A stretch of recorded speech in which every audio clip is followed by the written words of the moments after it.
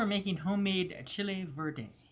And I can do this, today we're doing pork. You can do this with chicken. I've done it with chicken thighs before. And if you're lazy and you don't want to make the sauce yourself, I've used green salsa or even green enchilada sauce in place of doing all this. But we're going to make it from scratch today. So you have to start out with tomatillos. If you don't know what a tomatillo is, they usually come like this in the store. They look like little green tomatoes, and they have this papery wrapping around them.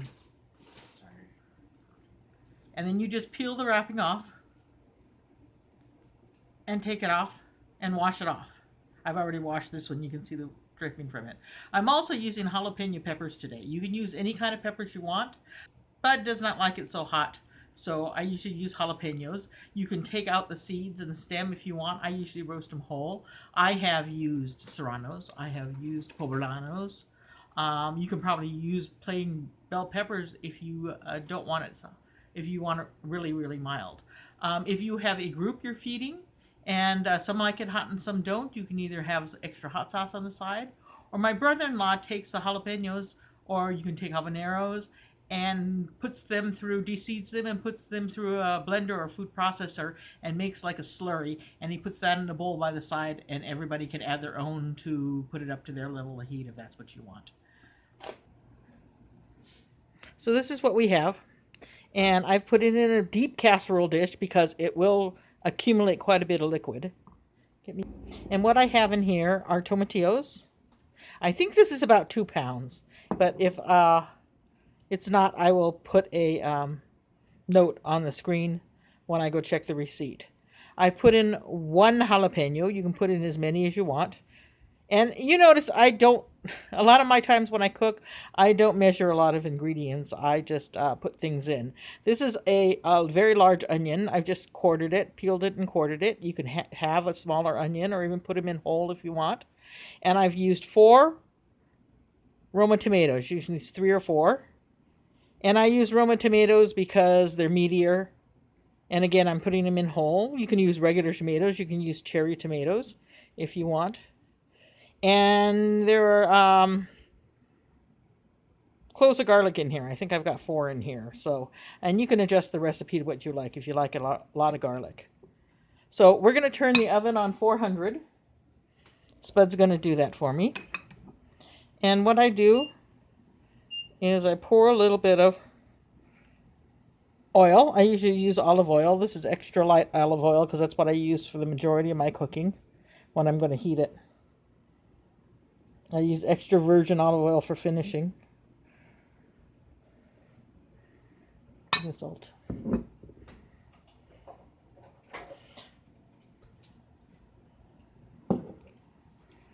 So we're going to put some of that. I'll salt it a little bit. And you can add a little bit of pepper if you want. I normally don't at this point. Put it away. And you can just drizzle it on. I like to rub it in a little. And like I said, we're going to preheat the oven to 400. And we're going to put it in. Usually takes about an hour, I think, until they look charred. They're starting to look charred and blistered. Like I said, I put it in a deep casserole because it will accumulate. As the tomatillos and tomatoes cook, they will weep and accumulate a lot of liquid. And that's a good thing. But you don't want to lose any of that because that'll be part of your sauce. So we're going to take this, put this in the oven, and we'll come back when it comes out. So it's been in there an hour and 10 minutes. I checked it in an hour and it needed a few more minutes. As you can see, it's all gotten nice and brown, starting to char a little bit. Notice how much liquid is in there. So we're going to take it out, let it cool down a while, because you want to puree this to make the sauce. So these are the veggies. They've cooled down. We put them in the oven at 400 I did an hour and 10 minutes. And then let it cool down. And now we're going to puree these. You can do this in a blender. You can do this in a food processor. I use my food processor sometimes. But I am going to use a handheld blender. So I'm going to put these into a bowl and we'll do that. Okay, we're going to dump it all into a big bowl. Just take the whole thing and dump it in the bowl. So I dump the whole thing in. Liquid and all. Into the bowl.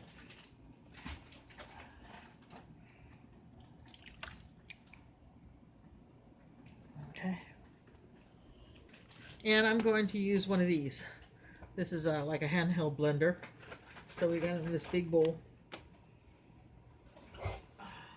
And we're going to fry it all up.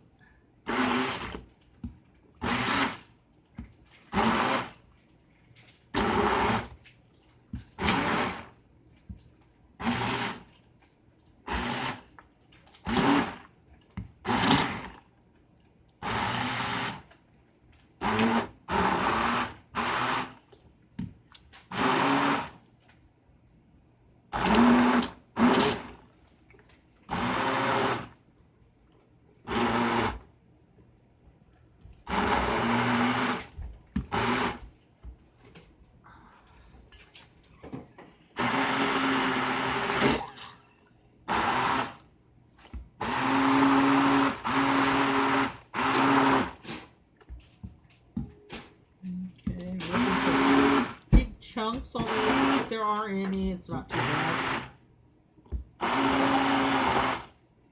Take out the big blue pot.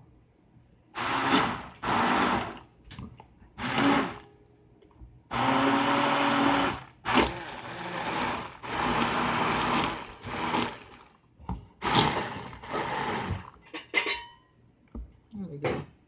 See, and it's all blended up. So you can do that in your food processor, blender, or use a handheld blender like I did.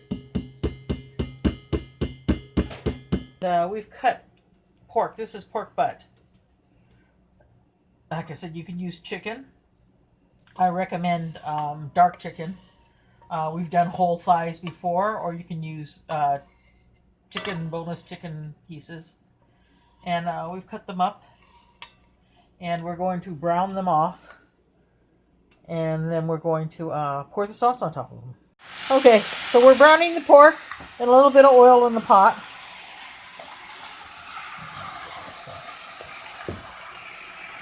We're going to add some salt in there. Not too much, just a little bit. They're doing this on a high heat. It doesn't need to be cooked all the way through. We're just trying to get the outsides so they're not bloody and raw looking anymore.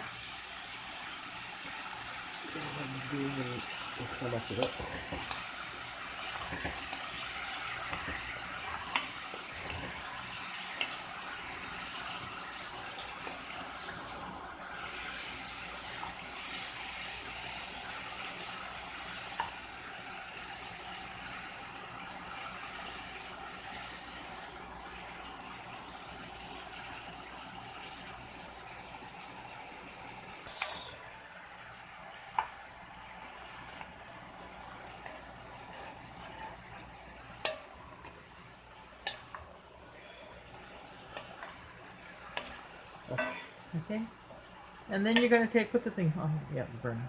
Okay, you can go get that already. So when it's all nice and brown, you'll take the verde sauce and dump the whole thing into the pot, or until as much of it will fit. Okay.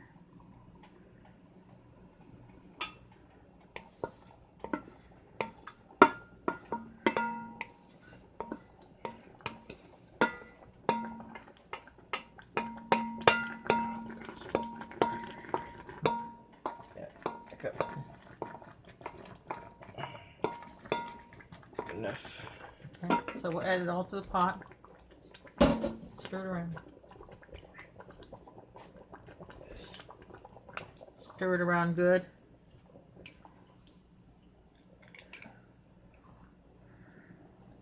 I like to add a little bit more salt to that. Put some jalapeno, then you get too ground up. Didn't? Give me the sugar. Pass me the sugar.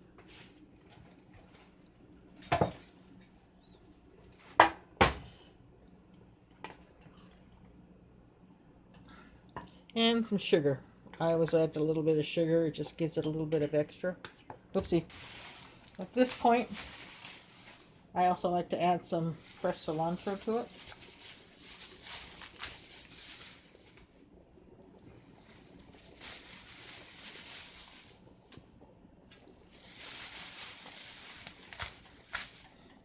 Just a little bit. And most of the cilantro taste actually goes away. It just becomes part of the stew. So if you don't like it, you can try it or you can just leave it out.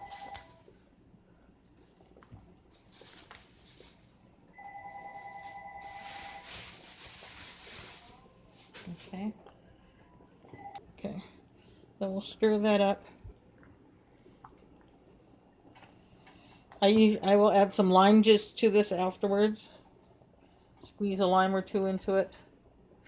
But for right now, you bring it up to boil and you let it sit and simmer. Stir it every 20 minutes or so, but let it sit and simmer for maybe an hour until everything's cooked.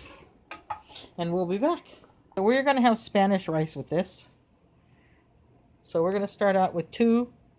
This is what we used to measure rice as a coffee cup. We're going to start out with 2 of these cups.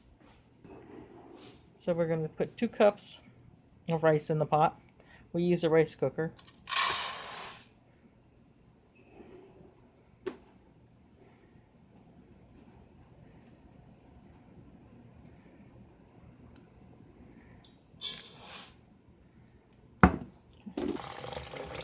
So we wash the rice out real quick. Just a little bit. Find a can of diced tomatoes, please.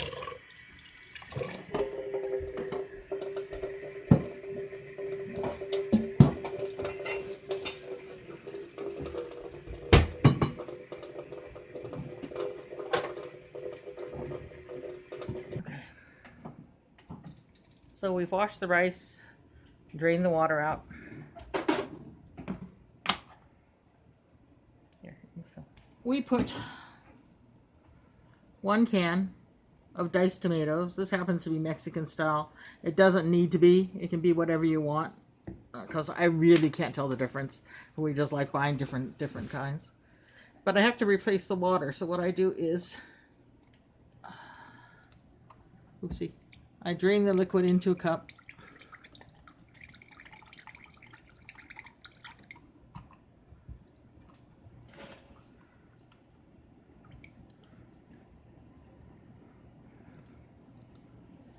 And then I usually use 1 cup of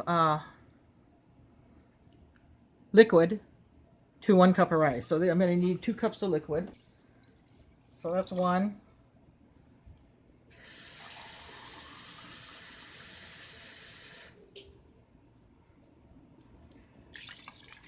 And that's 2. Sometimes we use coconut milk as part of the liquid, but we don't have any right now. We've been making a lot of stuff with coconut. And then I add chicken bouillon. This is what we're using right now. You can use the cubes. I would throw 2 cubes in here. So since there's 2 cups, 2 scoops, I'm going to add 1 teaspoon per cup of boiling water. I'm actually going to add 3 scoops. Because those cups are about 1.5 cups to 2 cups each. So I'm going to add 3 scoops.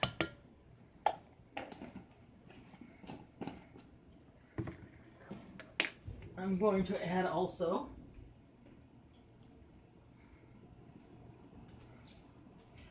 a little bit more salt and a little bit of good olive oil to it. Just a little, maybe a tablespoon of good olive oil, teaspoon of salt. And then I'm going to dump those tomatoes in. I can get them out. There we go. And then we're going to stir them around.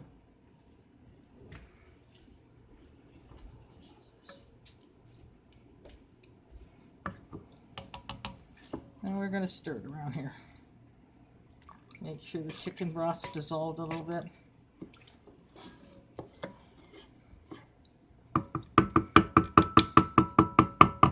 And then we're going to put it into the rice cooker and cook it just like we do everything else.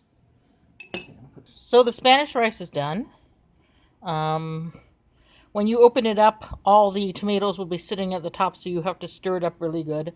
Spud got to it before I had a chance to turn on the camera. So it's all mixed up already, but it's ready to go. And we're just waiting for the verde, which is going to be ready any minute now. So this is what the verde looks like. Taste it, see if it's got enough salt for you. If you need to add anything else, like I said, I did add the juice of about 1 lime to it. And I had to add just a little bit more salt. But this is it. It's pretty soupy today.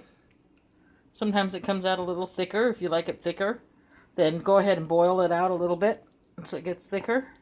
I kind of like mine soupy. If you like it a little thinner, then go ahead and add a little bit of water or chicken stock or whatever to it. So we're going to dish up, and I'll show you what it is, and we're going to have dinner. Okay. So this is the Chile Verde with the Spanish rice. We have it here. There we go. It's got big chunks of pork in it. Like I said, I use chopped pork butt, cut up pork butt. When my brother-in-law makes it, he puts pieces of carrots and potatoes in there too, so you could do that, or any other veggie you want. You can add toppings if you'd like. The kids like cheese on theirs, so that's what they're doing now. You could add sour cream, some more chopped onions, some more fresh cilantro, more lime, whatever it is that you feel that you want in there. You can serve it with the rice. You can serve it with tortillas, or just on its own. So the kids are making their plate now. I have a show, so I'm just having a small bowl here. I have a show coming up in, I need to get ready in half an hour. So I'm only having a little bit right now to tide me over, and I will have some more this evening after I'm done with my show. But when they come back and sit down, then we'll get their reaction and see how this batch turned out. Okay, so this is Spud's. He's going to try it first. They're going to try it first. It's pretty hot.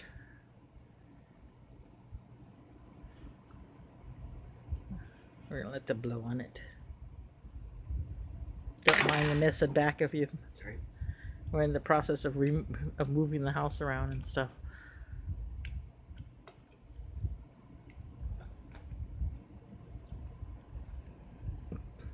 So what do you think? Oopsie.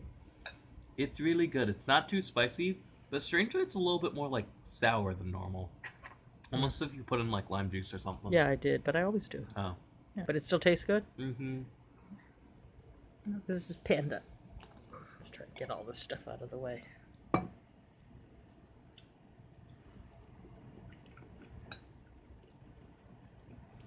As you can see, he's put cheese on his.